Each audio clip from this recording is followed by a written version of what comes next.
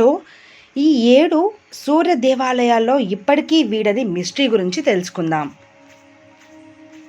ముందుగా సిక్కోలు జిల్లాలో ఆంధ్రప్రదేశ్ రాష్ట్రంలోని శ్రీకాకుళం జిల్లా అరసవల్లిలో సూర్యనారాయణుడి ఆలయం ప్రముఖమైంది. ఈ దేవాలయంలో రథసప్తమి రోజున ప్రత్యేక పూజలు నిర్వహిస్తారు. ఈ ఆలయానికి 1300 ఏళ్ల నాటి చరిత్ర ఉంది. ఇక్కడ కొలువైన సూర్యనారాయణుడు ఉషా ఛాయలతో కలిసి పూజలు అందుకుంటారు. ఈ దేవాలయంలో సంవత్సరానికి 2 సార్లు గర్భగుడిలోకి నేరుగా సూర్యకిరణాలు తాకుతాయి. కోనార్క్ సూర్య దేవాలయం మన తెలుగు రాష్ట్రాల తర్వాత అత్యంత ప్రముఖమైన సూర్య దేవాలయం ఒడిశాలోని కోనార్క్లో ఉంది.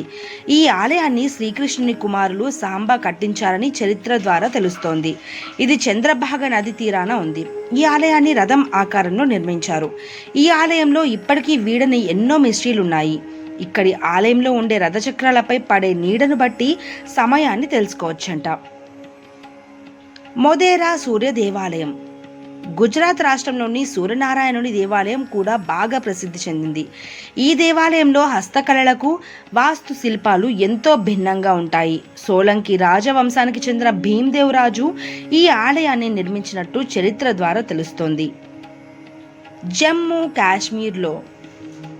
కాశ్మీర్లోనూ పురాతన సూర్య దేవాలయం ఉంది. ఈ ఆలయం కాశ్మీర్ సమీపంలోని మార్తాండ్లో ఉంది. ఈ ఆలయానికి అనంతనాగ్ అనే ప్రాంతం నుంచి వెళ్లేందుకు అవకాశం ఉంటుంది. ఈ ఆలయాన్ని కర్కోట రాజవంశానికి చెందిన రాజు లలితాదిత్య 8వ శతాబ్దంలో నిర్మించినట్లు చరిత్ర ద్వారా తెలుస్తోంది. డియోస్ సూర్య దేవాలయం ఆంధ్రప్రదేశ్, ఒడిశా తర్వాత ప్రముఖ సూర్య దేవాలయం బీహార్ రాష్ట్రంలోనే ఉంది.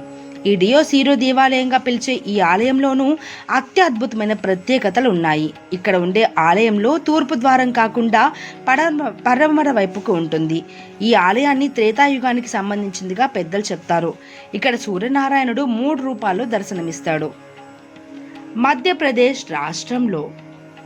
మధ్యప్రదేశ్ రాష్ట్రంలోని గ్వాలియర్లోనూ సూర్య దేవాలయం ప్రసిద్ధి చెందింది.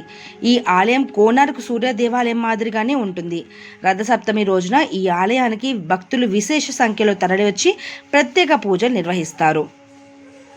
రాంచీ సూర్య దేవాలయం జార్ఖండ్ రాజధాని రాంచీలోను ప్రముఖ సూర్య దేవాలయం ఉంది. ఇది రాంచీ టాటా రోడ్డుకు 29 కిలోమీటర్ల దూరంలో ఉంటుంది.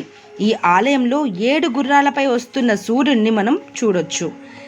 ఇలాంటి మరెన్నో వీడియోలకు చూస్తూనే ఉండండి వారాహి భక్తి ఛానల్.